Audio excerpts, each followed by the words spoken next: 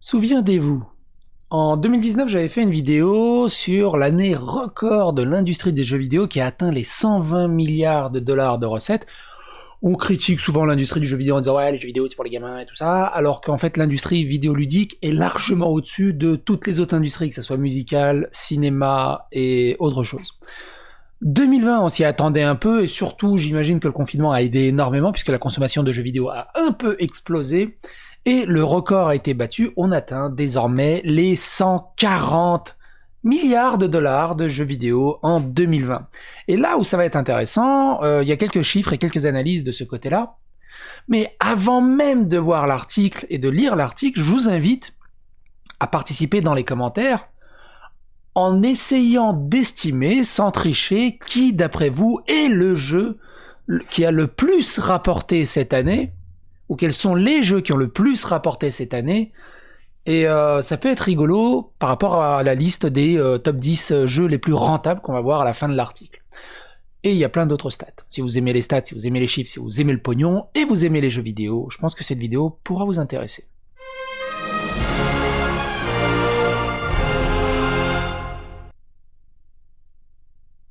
Donc comme j'ai déjà dit, retrouvez dans la description la vidéo de l'année dernière, 2019, une année record pour le jeu vidéo avec 120 milliards de dollars de recettes. Et là, on a le revenu des jeux vidéo et des médias interactifs ont augmenté de 12% pour atteindre 140 milliards de dollars. Superdata, une société de Nielsen, a publié son rapport sur le bilan de l'année 2020, axé sur la santé des jeux vidéo et du marché des médias interactifs, l'impact du Covid-19 sur les jeux et les marques et les tendances probables des jeux en 2021. Évidemment, ça va donner aussi la tendance de ce qui nous attend en 2021. Dans l'ensemble, les jeux vidéo à eux seuls ont rapporté 126,6 milliards de dollars en 2020, en hausse de 12% d'une année sur l'autre au cours d'une année où le public a été contraint de rester à la maison et d'interagir à distance. Voici les principales conclusions de Superdata. Les jeux gratuits et, très important, sur les 120 milliards de dollars de l'année dernière, on apprenait que 80% de son montant provient uniquement des jeux gratuits. 4 dollars sur 5 provient des jeux gratuits. Et là tu dis, ok. Les jeux gratuits ont continué de générer la majorité des revenus du jeu vidéo, soit 78%. 4 dollars sur 5. C'est énorme. Les marchés asiatiques représentent 60% des revenus des jeux gratuits. Les jeux mobiles hardcore ont continué d'attirer les jeux en Asie avec Honor of King, Peacekeeper Elite. Les deux titres phares de Tencent ont généré plus de 2 milliards de dollars au cours de l'année. Le marché mobile a connu une croissance de 10% en 2020 et représente 58% du marché total du jeu vidéo. Je peux te dire que les PC Master Race, c'est comme ça, les consoleux, c'est comme ça, les véritables fanats du jeu vidéo, les véritables gamers qui représentent la communauté gamer, c'est 60% de jeux mobiles. Faites-vous avec l'idée. Malgré le confinement et la réduction des déplacements, les revenus mobiles sont restés stables car la majorité des joueurs mobiles, soit 62% aux États-Unis, utilisent déjà les appareils mobiles comme plateforme de jeu principale. Et là-dessus, oui. Ma mère, qui doit être au niveau 836, je crois, sur Candy Crush, est une gameuse. Que tu le veuilles ou non, c'est des gamers.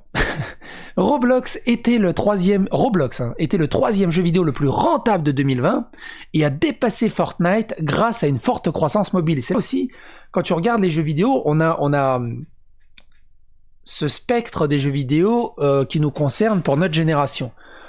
Pour les ados, pour les adultes, pour les post-adultes, pour les consoleux, pour les PC Master Race. Mais en fait, quand tu lis les news des jeux vidéo, on oublie totalement cette putain de niche des jeux vidéo pour enfants. Où Roblox explose Fortnite, alors que tu disais, ouais, Fortnite, c'est un peu comme sur YouTube. Tu dis, ouais, lui, il fait beaucoup de vues, lui, il fait beaucoup de vues. Vous avez pas idée des Baby Shark et des autres hameçonnages de dingue de chaînes pour enfants. Les revenus mobiles de Roblox ont augmenté à mesure que la plateforme de création de jeux est devenue un réseau social de choix pour les jeunes joueurs. Bien que Fortnite ait toujours gagné plus d'1 milliard de dollars en 2020, il a dû faire face à une concurrence féroce de la part des jeux comme Roblox ou Call of Duty Warzone. Les revenus des jeux premium ont augmenté de 28% d'une année sur l'autre, dépassant la croissance du marché de free-to-play de 9%. L'Amérique du Nord et l'Europe ont représenté ensemble 84% de l'ensemble des revenus des jeux premium. Étant donné que le Covid-19 a lourdement affecté ces régions, les dépenses en contenu premium ont bondi. Le jeu de simulation de vie Animal Crossing New Horizons est devenu l'un des plus grands succès de 2020, battant le record de téléchargement sur console pour un lancement premium. On a fait pas mal de vidéos sur Animal Crossing, n'hésitez pas à chercher sur ma chaîne. Parce qu'il y a eu beaucoup de dérives autour de ça. Comme il n'y a pas de microtransactions à proprement en parler, il y a des gens qui en ont inventé des microtransactions. Et qui vendent des services autour d'Animal Crossing. Genre, je te tonds ta pelouse pour 20$. What? Le marché plus large des médias interactifs s'est également développé sur plusieurs fronts en 2020. Le marché audiovisuel du jeu vidéo, le Gaming Video Content, la GVC, est devenu une industrie de 9,3 milliards de dollars en 2020, atteignant 1,2 milliard de téléspectateurs. À côté des classiques titres compétitifs et des jeux sociaux, le crossover des marques comme Fortnite x Marvel et des personnalités publiques comme le député Alexandra Ocasio-Cortez ont obtenu des audiences de premier ordre. La GVC a également aidé Among Us à devenir l'un des jeux les plus populaires de tous les temps. La réalité virtuelle et la réalité augmentée, qu'on résume par le XR, parce que VR pour la réalité augmentée et AR pour la réalité augmentée, ou RA, et VR, RV pour la RV, on va dire VR, pour la Virtual Reality, a gagné 6,7 milliards de dollars en 2020, alors que les revenus des jeux VR ont bondi de 25% d'une année sur l'autre pour atteindre 600 millions de dollars en 2020. La sortie de Half-Life Alyx a ravivé l'intérêt pour la technologie chez les hardcore gamers. De plus, le casque économique et sans fil de Oculus Quest 2 a attiré le consommateur classique pour la réalité virtuelle. Il me tâte ce Oculus Quest 2. J'ai deux trucs, soit je prends Oculus Quest 2, soit j'attends de voir ce que va donner le PSVR 2 sur la PlayStation 5. J'hésite entre ces deux-là. N'hésitez pas à donner votre avis dans les commentaires, peut-être que ça me pourrait me faire pencher la balance. Mais l'Oculus Quest 2, franchement, ça me donne bien envie. Alors, il me dit, ouais, mais non, prends Oculus Rift. J'ai pas envie d'avoir tous les branchements forcément et tout le bazar. Ce qui me plaît avec l'Oculus Quest 2, c'est c'est un casque qui peut fonctionner en autonome, sans tous les branchements. Et de toute façon, j'ai pas le PC qu'il faut pour faire de l'Oculus Rift haut de gamme. Après une croissance importante alimentée par la pandémie en 2020, Superdata prévoit que les revenus du divertissement interactif augmenteront de 2% en 2021. Voici d'autres tendances susceptibles d'émerger en 2021. Malgré une augmentation de l'activité des jeux due au Covid-19, le déploiement d'un vaccin ne devrait pas provoquer de crash du jeu vidéo. Ça serait rigolo. On guérit le Covid, le jeu vidéo il crash. Bien que les revenus des jeux devraient être un peu près stables en 2021, les habitués à long terme, formés pendant les confinements, sont là pour rester. Notamment, les marchés gratuits et premium en Asie ont augmenté d'une année à l'autre de 11 à 20% respectivement, malgré plusieurs pays, en particulier la Chine, traitant le Covid-19 plus rapidement et plus efficacement que d'autres marchés. Ils ont d'ailleurs supprimé plus de 40 000 jeux Apple de l'Apple Store récemment. 40 000 jeux. Parce qu'ils ne convenaient pas au gouvernement chinois. Les stratégies des trois grands fabricants des consoles continueront de diverger. Microsoft se concentre... Oui, j'ai pas fait la blague, je vais pas la faire à chaque fois. Microsoft se concentre sur la transformation du Xbox Game Pass en un Netflix du jeu qui fonctionne sur tout support, des téléphones aux téléviseurs intelligents. La demande pour les services est évidente, le chiffre d'affaires et le nombre d'abonnés ont augmenté de 180% et 175% respectivement d'une année sur l'autre en novembre 2020. Pendant ce temps, Sony et Nintendo continuent de se concentrer sur les exclusivités de plateformes qui stimulent les ventes de matériel. Les ventes de matériel, on va pas se les cacher, c'est la grosse exclue qui fout des baffes. C'est tout. C'est ça qui porte. C'est pour ça que la Switch est aussi haut dans le game. Elle a des exclus qui touchent multigénérationnellement et qui sont imbattables. Là où un excellent God of War va taper sur PlayStation 5 par exemple, mais c'est que les God of War, ça s'adresse à quoi? Aux 20-30 ans, aux 18-30 ans? Il y a des petites exceptions à gauche, mais je te parle du gros morceau du gâteau. La Switch, tu pars de 6 ans à 70 ans, non. Avec des exclus de dingue. La consolidation de l'industrie se poursuivra en 2021 alors que les développeurs et les éditeurs se battront pour une place sur un marché concurrentiel en 2020.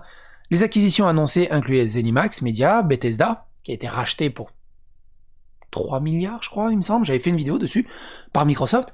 Codemaster qui a été racheté par Electronic Arts, Daybreak Game et Nad Global 7 que je connais même pas. Alors que les budgets des jeux continuent de croître et que les coûts d'acquisition d'utilisateurs augmentent, les petites entreprises continueront d'être rachetées alors que les plus grandes entreprises chercheront à élargir leurs offres. D'ailleurs, Nintendo, qui n'avait pas racheté de studio depuis 14 ans, je crois, quelque chose comme ça, a racheté le studio qui est derrière Luigi Mansion 3.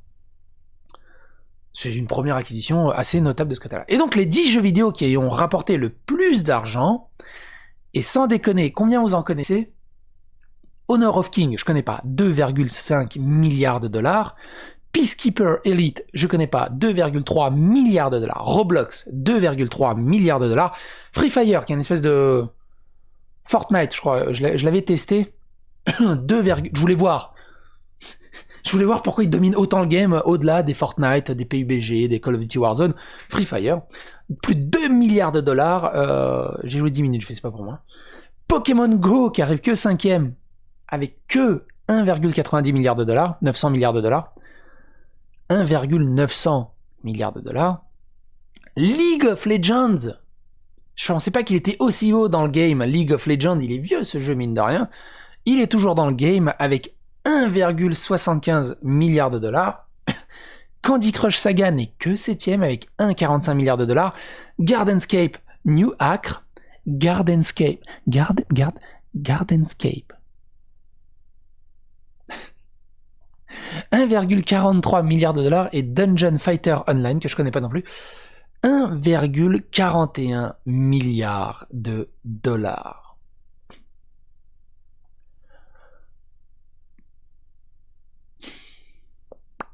Mon côté gamer consoleux, je vais dire, mais en fait, il n'y a aucun vrai jeu dedans. Et c'est là aussi, tu te dis, et on avait fait la réflexion déjà plusieurs fois dans plusieurs vidéos, pourquoi tu veux que les éditeurs se fassent chier à faire des Cyberpunk 2077, à investir des centaines de millions de dollars pour un jeu qui sera éclipsé en 2 semaines, à faire des open world hyper immersifs, des mécaniques de jeu hyper inventives, hyper poussées, pour juste récolter 3 pommes et 2 figues. Tu sors un jeu sans aucune IA, vide, creux, mais avec une boucle de gameplay addictive et un système de microtransactions agressif, et tu te fais des milliards.